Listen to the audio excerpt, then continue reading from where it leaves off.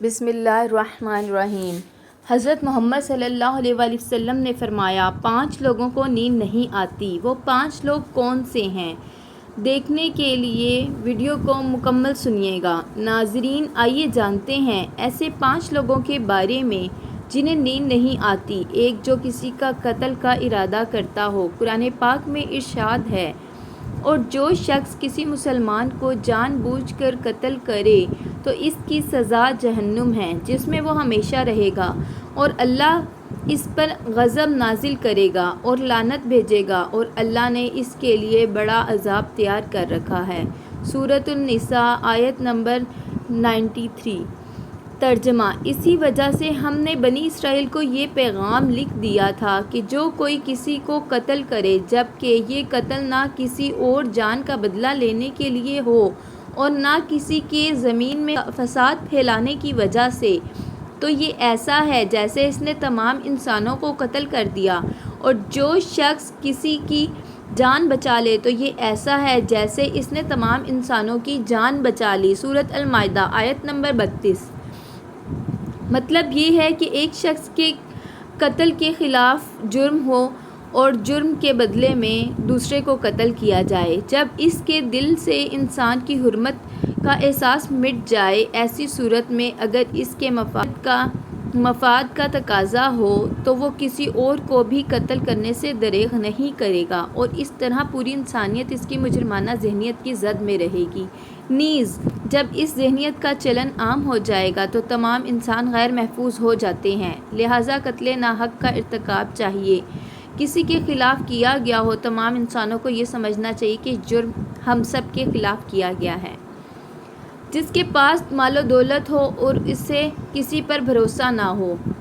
تاریخ کے ہر دور میں ایک سے بڑھ کر ایک دولت مند کرۂ ارض پر نمودار ہوا اور گردش ماہ و سال کے بعد مٹی کا ڈھیر بن گیا۔ اس کے باوجود حضرت انسان سمجھنے کے لیے تیار ہی نہیں۔ دولت کے انبار پانے کے بعد صرف پیغمبر اور اولیاء ہی استقامت پر کھڑے نظر آئے، ورنہ زیادہ تر دولت نے انسان کا دماغ خراب کیا اور انسان غرور کا شکار ہوا۔ اور پھر یہی وہ مقام ہے جہاں پر اس کائنات کا اکلوتا وارث خالق کائنات حرکت میں آتا ہے اور پھر دراز رسی کو کھینچ کر انسان کو عبرت نشان بنا دیتا ہے۔ اس کی عبرت انگیز مثال قارون کی ہے، جس کے خزانوں کی شہرت ضرب المثل بن چکی ہے۔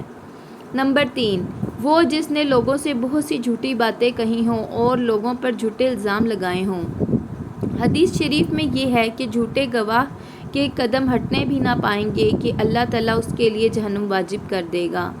استغفر اللہ۔ جس نے کسی مسلمان کو ذلیل کرنے کی غرض سے اس پر الزام عائد کیا تو اللہ تعالیٰ جہنم کے پل پر اسے روک لے گا، یہاں تک کہ اپنے کہنے کے مطابق عذاب پالے۔ جو کسی مسلمان پر ایسی چیز کا الزام لگائے جس کے بارے میں خود وہ بھی نہ جانتا ہو تو اللہ تعالیٰ اسے جہنمیوں کے خون اور پیپ جمع ہونے والے مقام میں اس وقت تک رکھے گا جب تک کہ اپنے الزام کے مطابق عذاب نہ پالے۔ استغفر اللہ۔ نمبر 4، وہ جس کی ذمہ داری زیادہ ہو لیکن اس کے پاس دینے کے لیے کچھ نہ ہو۔ کائنات کی تلخ ترین اور شفاف حقیقت بھوک ہے۔ بھوک بڑی بدذات ہے۔ انسان، چرند پرندی، روح، مخلوق اپنی بھوک کے سامنے بے بس ہو جاتے ہیں۔ یہی وجہ ہے کہ موجودہ حالات کے پیش نظر غربا اور بے سہارا لوگوں کے سامنے بھوک ایک بڑا مسئلہ بن کر کھڑی ہو گئی ہے۔ بحیثیت مسلمان ہمارے اوپر فرض ہے کہ ہم اپنے ارد گرد رہنے والے غربا اور مساکین کی مدد کریں، جو اللہ تعالیٰ کے ہاں سب سے زیادہ پسندیدہ عمل ہے۔ ایک حدیث میں آپ صلی اللہ علیہ وسلم نے فرمایا، یہ افضل عمل ہے کہ تم اپنے مومن بھائی کو خوشی پہنچاؤ یا اس کا قرض ادا کرو، اسے کھانا کھلاؤ۔ صاحب استطاعت پر واجب ہے کہ مستحقین کی مدد۔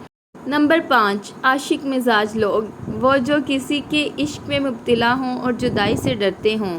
کسی اپنے کی جدائی کبھی بھی آسان نہیں ہوتی۔ اس جدائی کا احساس آپ کی دنیا کو برباد کر سکتا ہے اور ڈپریشن کا بھڑکا لگا سکتا ہے، وجہ چاہے کچھ بھی ہو۔ کچھ لوگ محبت کرنے والوں کو کی جدائی کو جلد ہی قبول کر لیتے ہیں اور آگے بڑھتے ہیں، لیکن کچھ لوگ ڈپریشن کا سامنا کرنا پڑتا ہے۔ کیا آپ کو رات کو سوتے وقت اکثر کروٹیں بدلنا پڑتی ہیں؟ تو اس کی وجہ جو بھی ہو، مگر اس کا نتیجہ جلد موت کی شکل بھی نکل سکتا ہے۔